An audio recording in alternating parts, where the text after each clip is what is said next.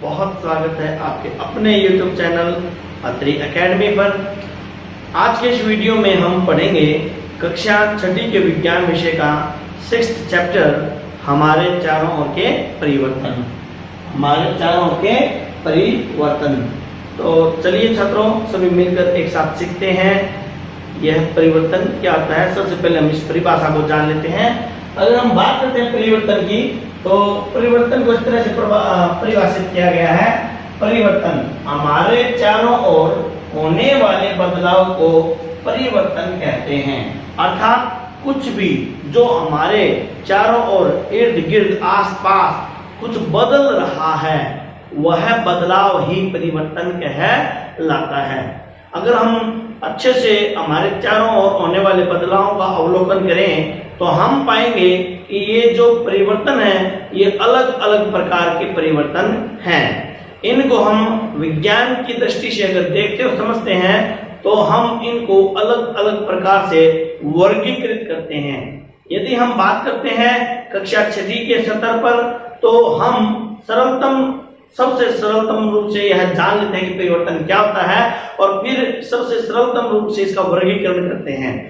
तो हमने यह जान लिया है कि कुछ भी अगर बदल रहा है तो यह किसी चीज का बदलना, उसके आकार में, आकृति में, अवस्था में जो परिवर्तन हो रहा है वह परिवर्तन, जो बदलाव हो रहा है वह बदलाव ही परिवर्तन कहलाता है। अगर सरलतम रूप से देखें तो ये जो परिवर्तन है ये हमने दो प्रकार से बांटे हैं। पहला है उत्क्रमणीय परिवर्तन और दूसरा है हमारा अनुत्क्रमणीय परिवर्तन। अगर हम बात कर रहे हैं उत्क्रमणीय परिवर्तन के बारे में, उत्क्रमणीय परिवर्तन जो है, उत्क्रमणीय परिवर्तन जिन परिवर्तनों को पुनः उलट कर पहले जैसी अवस्था में लाया जा सकता है उन्हें उत्क्रमणीय परिवर्तन कहते हैं। यानी अगर कोई बदलाव हुआ है उसको हम वापस उलट कर, रिवर्स उलटना, बिल्कुल वैसा ही पहले जैसा कर देना। अगर किसी भी बदलाव को पुनः पहले जैसी अवस्था में लाया जा सकता है तो वह परिवर्तन उत्क्रमणीय परिवर्तन कहलाता है। जैसे देखिए, गुब्बारे का फुलाना। अगर हम एक गुब्बारे को लेकर के उसमें अगर हम हवा भरते हैं, हवा भरने के बाद गुब्बारे का जो आकार है वह बढ़ जाता है।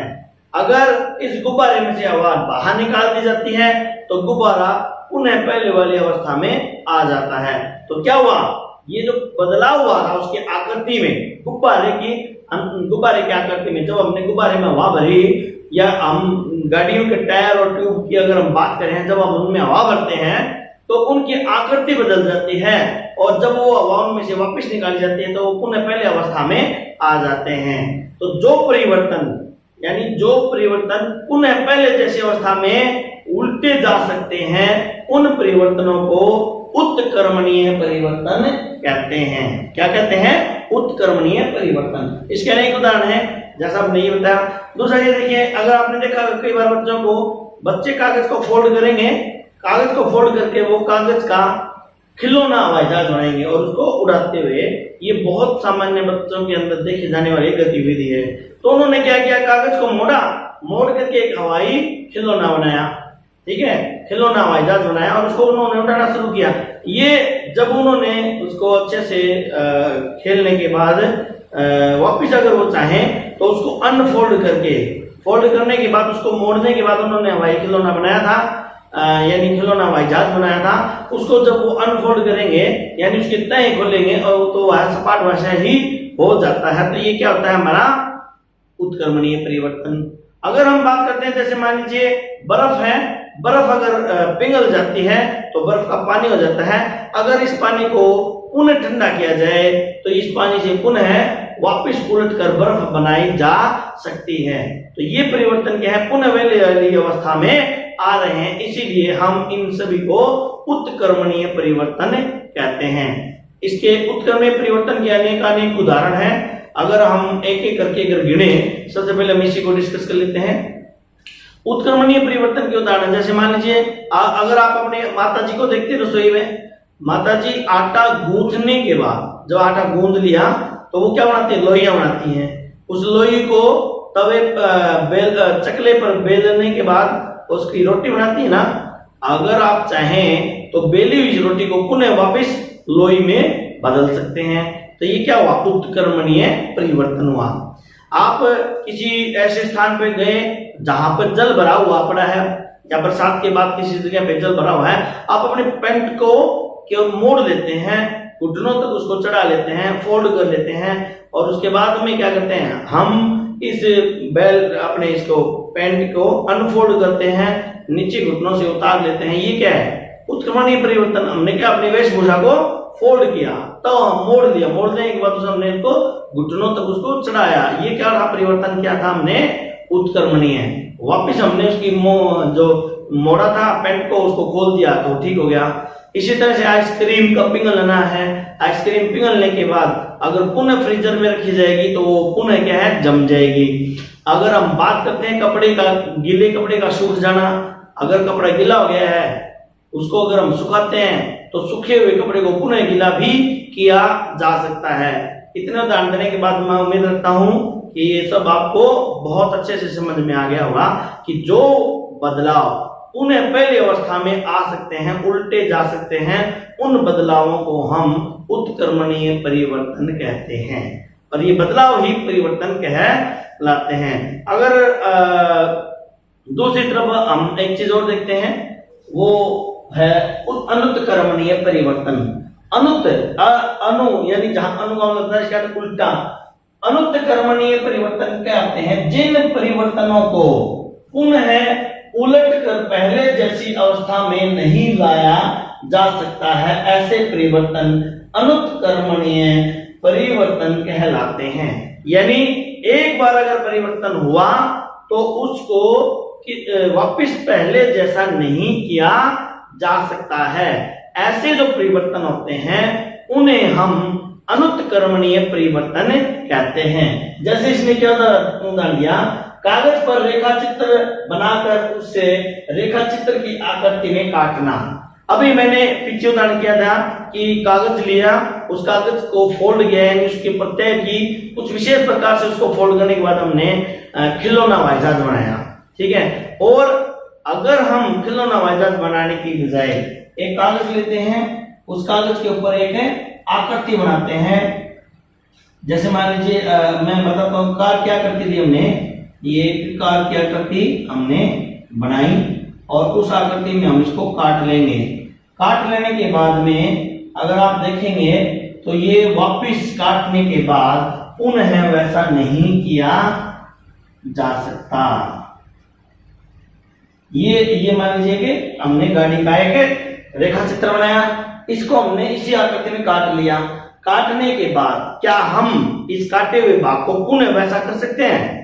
जिस प्रकार आपने दर्जी को देखा है, दर्जी कपड़े सादा कपड़ा लेता है और उसमें से कमीज काट देता है, वो पैंट बनाने के लिए उसको उसमें कटिंग करता है। कपड़ा काट देने के बाद क्या उस कपड़े को पुनः वैसा ही किया जा सकता है? नहीं किया जा सकता ना। तो ये परिवर्तन जो कहलाएगा वह क्या कहलाएगा?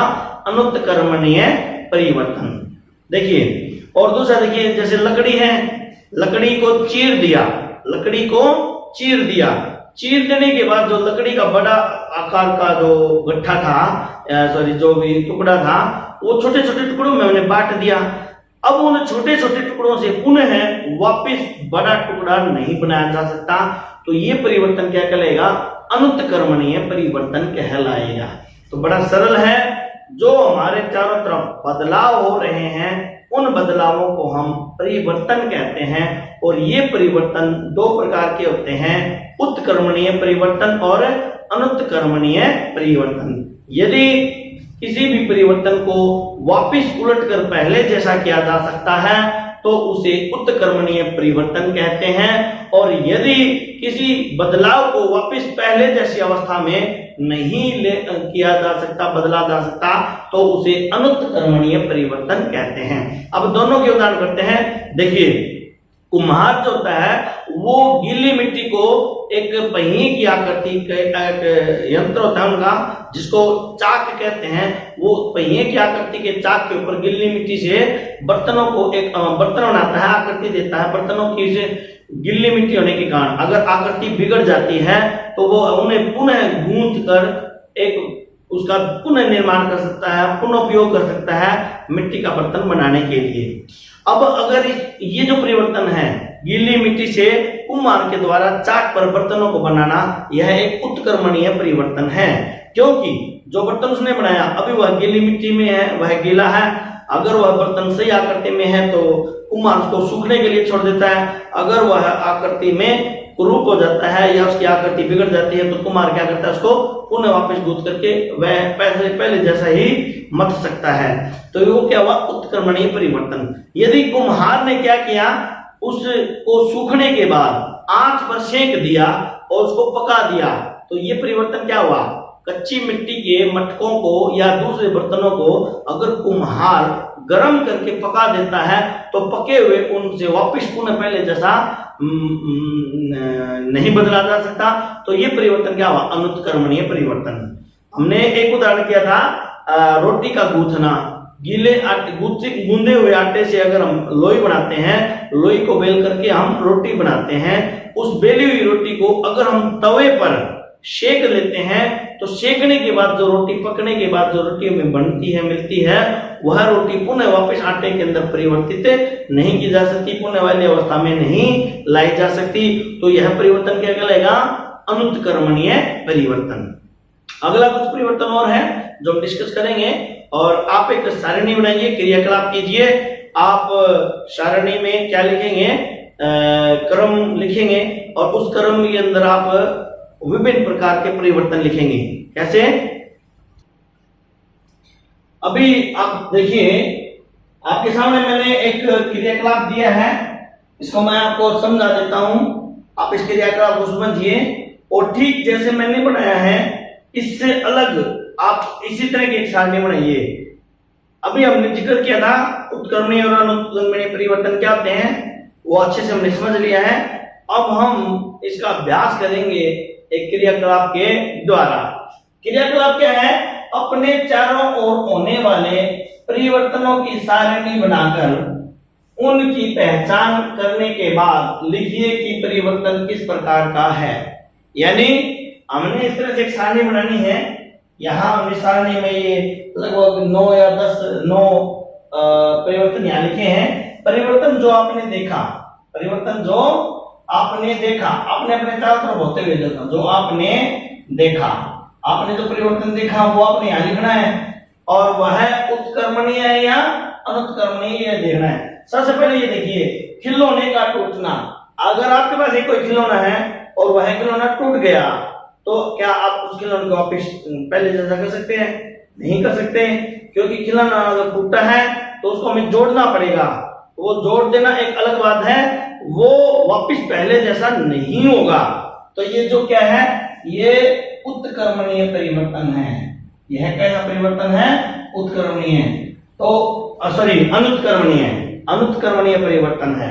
जो वापस पहले जैसा हो जाता है उसको क्या बोलते हैं, उत्क्रमणीय परिवर्तन। जो पुनः पहले जैसा नहीं हो सके उसको बोलते हैं अनुत्क्रमणीय परिवर्तन। तो खिलौना टूट करके वापस पहले जैसा नहीं हो सकता, इसीलिए हम इसको अनुत्क्रमणीय को यहाँ टिक करते हैं, राइट टिक करते हैं। ठीक है।